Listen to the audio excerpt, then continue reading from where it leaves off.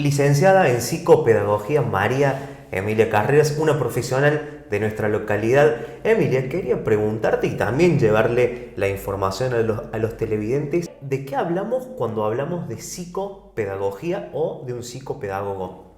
Bien. Hola Fede. Bueno, la psicopedagogía es una ciencia social que se ocupa de la persona en situación de aprendizaje. Cuando digo persona, involucra todas las edades, ¿sí? Desde la niñez, adolescencia, adulto y adulto mayor. Ese son el rango etario con el que nosotros podemos trabajar. O sea, toda la vida. Y aprendizaje es amplio porque estamos aprendiendo todo el tiempo, en todas las circunstancias. No solamente hablamos del aprendizaje formal que se da en la escuela, sino constantemente en las actividades cotidianas estamos aprendiendo. Entonces nosotros trabajamos con esas personas, ¿sí? Emilia, por ejemplo, ¿qué comportamiento o qué factores tenemos que tener en cuenta en caso de un niño para acudir a una consulta a un psicopedagogo? Bien, podemos tratar de tener en cuenta, quizá se llaman hitos del desarrollo, que es como lo esperable que se haga a cierta edad en el crecimiento de un niño, ¿sí? Entonces, por ejemplo, en los primeros meses de vida vos vas a tener en cuenta de si puede sostener su cabeza solo, puede gatear o no. También tengamos en cuenta que cada persona es única y no todos van a hacer lo mismo linealmente, sino es como para tener en cuenta. Que balbucee, que diga sus primeras palabras, a qué edad dice sus primeras palabras, porque no es lo mismo que lo diga al año, que lo diga a los 4 años. Entonces esas cosas son las que por ahí hay personas profesionales que dicen, bueno, espera a que pase más tiempo o no. Y por ahí a veces es recomendable que, bueno, cuando vos tengas la duda, por ejemplo, tiene 3 años y quizá todavía no dijo sus primeras palabras, se puede hacer una consulta, ¿sí? Como para descartar y vos tener en cuenta, porque ahí se trabaja con la estimulación temprana, que no es lo mismo hacerlo a esa edad que, que, que hacerlo a los 6 años, por ejemplo, ¿sí? Entonces, bueno, el lenguaje, a qué edad se desarrolla el lenguaje, también lo motriz, lo motor, si a qué edad empieza a caminar, el control de esfínteres, si lo hace, no. El tema de la mamadera también por ahí nos interesa, a qué edad la deja, ¿no? Con respecto a la edad escolar, las maestras, los maestros, los profesores pueden identificar, por ejemplo, que un alumno no está rindiendo o no está haciendo lo que se esperaba. Sí, en la etapa escolar, por ejemplo, en preescolar, o sea, el jardín, hay también cosas que nos llaman la atención. O sea, los docentes generalmente derivan. Entonces, cuando, por ejemplo, a los 5 años no puedes reconocer algunos números, no puede escribir su nombre, o por lo menos no reconoce las letras de su nombre, ya son como signos de alarma, por así decirlo, que nos van a llamar la atención como para hacer una consulta antes de que ingrese a la escuela primaria, ¿sí? En la escuela primaria también, ¿no? Que vemos que llega a mitad de año y quizá le cuesta reconocer las letras, los números, no logra escribir, también la aprehensión del lápiz, que lo puede hacer o no, también nos da signos de quizá un déficit motriz o esas cosas que nos van llamando la atención. A los docentes que están en contacto todo el tiempo con niños y que tienen como un grupo, pueden hacer comparaciones y tener en cuenta cosas, es decir, bueno, fulanito tiene un poco más de dificultades, vemos, entonces se hace. Generalmente la mayoría de las derivaciones las hacen de la escuela, ¿sí? Una vez que está hecha la derivación, la consulta, ¿ustedes comienzan a trabajar únicamente con el paciente o se trabaja con el grupo familiar? No, se trabaja con la familia y con la escuela. Se trabaja en equipo, es como una triada, por así decirlo, ¿sí? Siempre la primera entrevista que se hace con la familia, donde se realiza la entrevista de historia vital, se llama, para preguntar sobre el embarazo, donde nosotros le preguntamos también esto que te contaba de a qué edad dice las primeras palabras, si gateó o no, si caminó, si pudo dejar los pañales, a qué edad.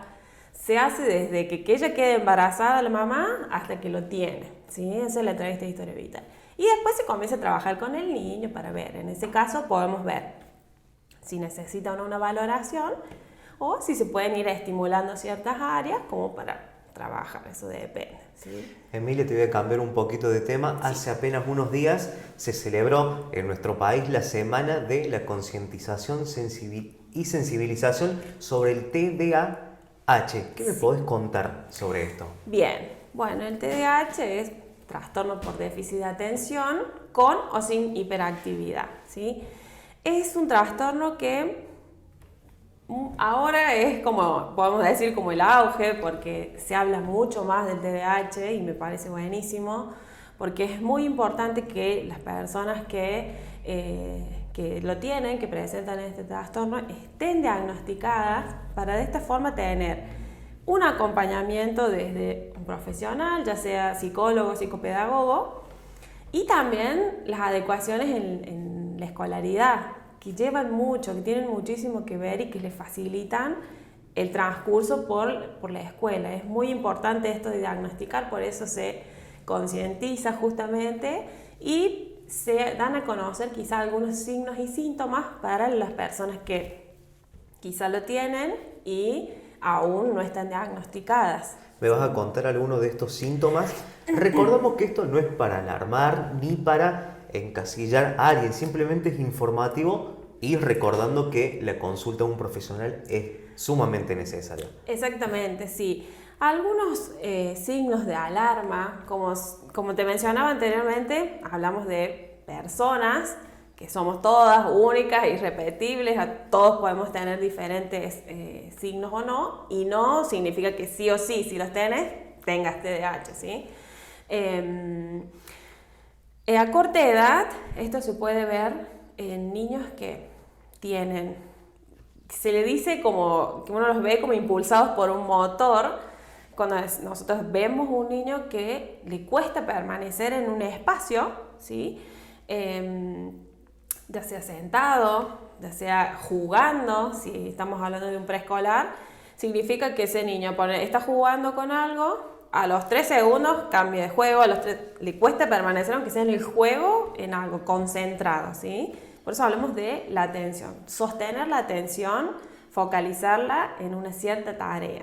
Entonces tienen dificultades para, en este caso, que tengan hiperactividad, tienen dificultades para permanecer en un espacio, para focalizar, como decía recién, su atención en una tarea que le demande un esfuerzo sostenido, ¿sí? Entonces me dice, tengo que hacer, poner la tarea de la escuela y demanda que yo tenga un esfuerzo porque tengo que aprender, ver, manejar un sistema, no la hago. Entonces por eso digo la importancia de tener un diagnóstico, porque muchas veces en la escuela esto se confunde con es vago, no quiere hacer las cosas, prefiere andar deambulando por el aula antes que estar haciendo. ¿Sucede algo similar con el niño o la niña que es hiperactivo y con el niño que tiene ya diagnosticado el TDA? Exactamente, ¿sí? Entonces, la importancia es decir, uno como psicopedagogo trabaja con el docente y le dice, mira, en este caso, si fulano tiene este diagnóstico, vamos a adecuar las tareas escolares para que esa persona, cuando yo hago un diagnóstico, detecto fortalezas y debilidades o barreras con las que se trabajan con ese sujeto, ¿sí? Entonces yo abordo con las fortalezas, vamos a trabajar las debilidades, ¿sí? Entonces si yo veo que tiene mejor memoria visual, porque justamente le cuesta lo verbal, sostener la memoria de trabajo y poder realizar una tarea, vamos a decirle a la docente, bueno, mejor le das una actividad con fotos, con imágenes, ¿sí? Entonces, por eso les digo la importancia de diagnosticar y no, como vos decías, para encasillar, sino para poder ayudar a esa persona que realmente llega un momento que por ahí es un padecimiento, porque se lo estigmatiza y dice, bueno, fulanito no va a hacer nada porque está todo inquieto, porque no me presta atención más de 3 minutos, y quizá hace falta una consulta a un neurólogo para ver si necesita o no medicación, dependiendo cada caso. Entonces, Por eso se hace una concientización y se dan a conocer ciertos signos y síntomas para que acudan a consulta y poder abordar esto. Emilia, en caso de que necesiten hacerte una consulta o quieran realizar una consulta, ¿dónde estás atendiendo con tu consultorio particular? Bien, estoy atendiendo los consultorios de la doctora Arteaga en la calle Gil Marisa, el número 445. Atiendo los días jueves por la tarde. Ahí pueden solicitar su turno. Y respecto a tu rol, tu función, sabemos que estás trabajando aquí en el Centro Integrador Comunitario en el área de salud del municipio. Sí, estoy trabajando en el programa de niñez, adolescencia, familia y género, junto con el equipo técnico que estoy trabajando con la licenciada en psicología Tamara Bustos y la licenciada en trabajo social Sol Casas. Con ellos trabajamos en equipo, recibimos demandas espontáneas que vienen de personas que vienen a realizar puntualmente una demanda sobre vulneración de derechos de niños, adolescentes. También trabajamos con UDER, CENAF y, bueno, por supuesto con la comisaría local. Entonces, solamente trabajo con personas que están dentro del programa, ¿sí? Yo no realizo consultas abierto a la comunidad, digamos. No tenés un consultorio de psicopedagogía en el SIC. Exactamente. No, solamente personas que están dentro del programa, que son niños, niñas y adolescentes que han sufrido o están sufriendo alguna vulneración de derechos, negligencias, abusos. Los que estén padeciendo, sufriendo esto que me estás contando, Emilia, ¿qué días y en qué horario los encuentran aquí en el SIC?